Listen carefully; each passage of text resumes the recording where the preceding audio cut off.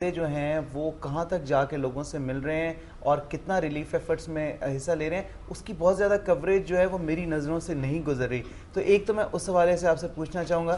دوسرا میں اسپیسیفکلی آپ کی جو وزارت ہے، کیونکہ خواتین کے امور کے حوالے سے جاننا چاہوں گا کہ ایسے یہ جو ڈیوسٹیشن ہوئی ہے اس کے بعد خواتین کے اسپیسیفکلی کیا مسائل ہیں، ان کے حوالے سے کچھ بات کریں. اس طرح ہے جی کہ ابھی آپ نے دیکھا ہے کہ ہمارے یہاں پہ خود آپ نے کہا ہے کہ 95% جو ہے ہمارا صوبہ سیلاب کی وجہ سے بہت زیادہ تباہ ہوا ہے.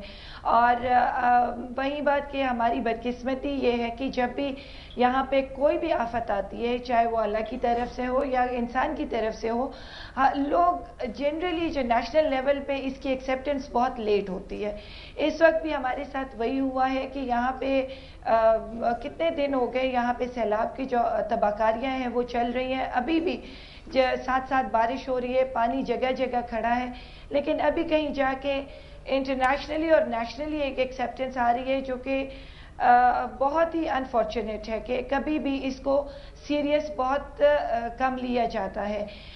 آپ نے بات کی عوامی نمائندوں کی، تو عوامی نمائندے تو ہر جگہ جا رہے ہیں، لیکن مسئلہ یہ ہے کہ اتنی بڑی اس پہ تباہ کاری ہوئی ہے، اتنے بڑے لیول پہ ہوئی ہے کہ اگر وہ جا بھی رہے ہیں اور ریسورسز ہمارے پاس بہت کم ہے اس وقت، تو اس کی وجہ سے جب ہم جاتے بھی ہیں تو وہ نظر نہیں آ رہا. جتنا لوگوں میں جہاں جہاں پہ یہ پھیلے ہوئے ہیں لوگ، ہر جگہ پہ humanly it is not possible اس وقت گورنمنٹ کے لیے کہ وہ ہر جگہ اس وقت پہنچے. خیبر پختونخوا میں جو فلڈ افیکٹیز ہیں انہیں امیجیٹلی کیا کیا اشیاء پورے پاکستان سے جو مخیر حضرات ہیں وہ بھجوا سکتے ہیں، اور انٹرنیشنل کمیونٹی بھی اور پاکستانی اسپیشلی جو بیرون ملک بسے میں وہ اگر سامان بھجوانا چاہیں تو کن چیزوں کی امیجیٹ ضرورت ہے، پلیز بتائیں گی.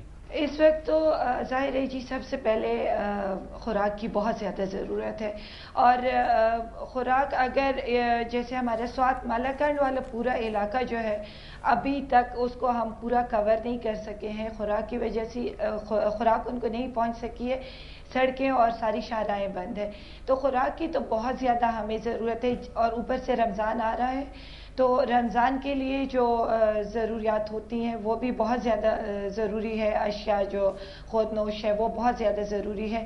لیکن ساتھ ساتھ میں جب ہم فیلڈ میں ہوتے ہیں جو بہت بڑی ضرورت ہمیں فیل ہو رہی ہے وہ یہ ہے کہ ٹولز نہیں ہے وہاں پہ، کہ اگر لوگ اپنے گھروں کو صاف کرنا چاہے، وہاں پہ کیچڑ ہے، یہ جانور جو مردہ پڑے ہوئے ہیں ان کو ہٹانا چاہے، تو وہ ٹولز ہمیں چاہیے. یہ ہم نے انٹرنیشنل کمیونٹی کو بھی ریکویسٹ بھیجی ہوئی ہے.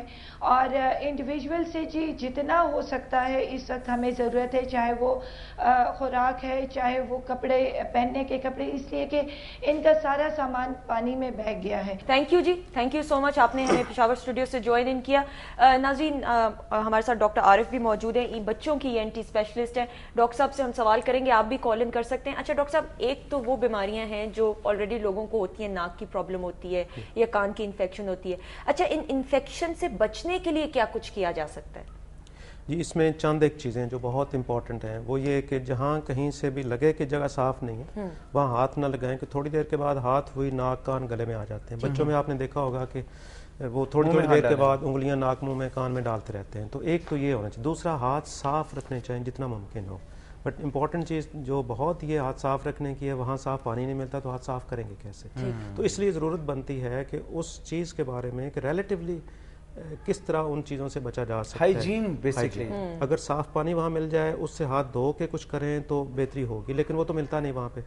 مڈ والا پانی ہے، شاید آپ نے کبھی دیکھا ہو کہ سیلاب کا پانی بہت گندا ہوتا ہے، بہت گدیلا ہے جی. بالکل، ہم تو گہرا وہ تھک ہوتا ہے، وہ سادہ پانی سمپل پتلا پانی نہیں ہوتا جس طرح روٹین میں پانی ہوتا ہے. جی ہاں جی ہاں اس میں مڈ ہوتی ہے، اس میں ذرا سے بندہ کوئی ذرا ناک کے رستے پانی اندر جانے لگے تو ڈوب جاتا ہے. بہت جلدی اس کا ایفیکٹ ہوتا ہے نیگیٹو ڈراؤننگ ایفیکٹ، اور اس کا چوکنگ ایفیکٹ جو سانس کی نالیوں پہ اگر جائے وہ پانی بہتا. ہماری اسپیشل ٹرانسمیشن ہے رمضان کے حوالے سے، ان کے چند پروگرامز ہیں جو میں ویورز کے ساتھ اور آپ کے ساتھ بھی شیئر کروں گا. سب سے پہلے تو جیسا کہ سندس نے صبح بھی بتایا کہ سحری ٹرانسمیشن جو ہے وہ آپ روزانہ دیکھ سکیں گے 3 بجے سے صبح 6 بجے تک. بلال قطب اسے ہوسٹ کریں گے اور مولانا حافظ رفیق جو ہیں وہ مہمان ہوں گے.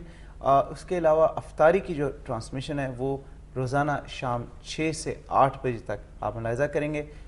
یہ نازیہ ملک ہوسٹ کریں گی کراچی سے. اور پاکستان کے مشہور علماء ان کے ساتھ موجود ہوں گے. پروگرامز پہ اگر میں آؤں تو ایک پروگرام جس کا پرومو بھی ہم آپ کو بھی دکھائیں گے, حسن کرت. یہ ایک بڑا یونیک قسم کا کمپٹیشن ہے کرت کے حوالے سے, اور یہ پہلی مرتبہ پاکستان کی تاریخ میں اس طرح کا پروگرام آپ دیکھیں گے. فرحان علی آغا اسے ہوسٹ کر رہے ہیں. ججز میں قاری صداقت علی ہوں گے, قاری وحید ظفر اور قاری نجم مصطفیٰ. 5 بچے ہر صوبے سے سلیکٹ کیے گئے اور 6 بچے جو ہیں وہ فیڈرل کیپٹل اسلام آباد سے. فائنل جو ہے اس کمپٹیشن کا 27ویں اور 28ویں رمضان کو ہوگا. 70% جو ہے وہ ججز کی ڈیسیشن ہوگی اور 30% آپ کے ووٹس کے ذریعے جو ہے آپ چوز کر سکتے ہیں کہ کون سا سب سے بہترین ہے, فرسٹ سیکنڈ تھرڈ کسے ہونا چاہیے. اور ونر کو پرائز دیا جائے گا, کافی بڑا پرائز, گرینڈ پرائز ہے, اور ایک ووٹ بھی آپ کا جو ہے وہ ایک ڈفرنس جو ہے وہ کریٹ کر سکتے ہیں. تو آئیے جناب اس کا چھوٹا سا پرومو دیکھتے ہیں, پھر واپس آتے ہیں اور باقی پروگرامز کی ڈیٹیلز بتاتے ہیں. رمضان وحج البيت من استطاع إليه سبيلا أعوذ بالله من الشيطان الرجيم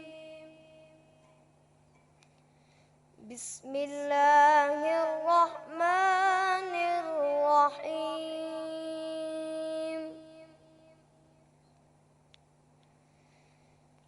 فتعالى الله الملك الحق لا إله إلا هو رب العرش الكريم. سبحان اللہ, کیا بات ہے. صوم رمضان وحج البيت من استطاع إليه سبيلا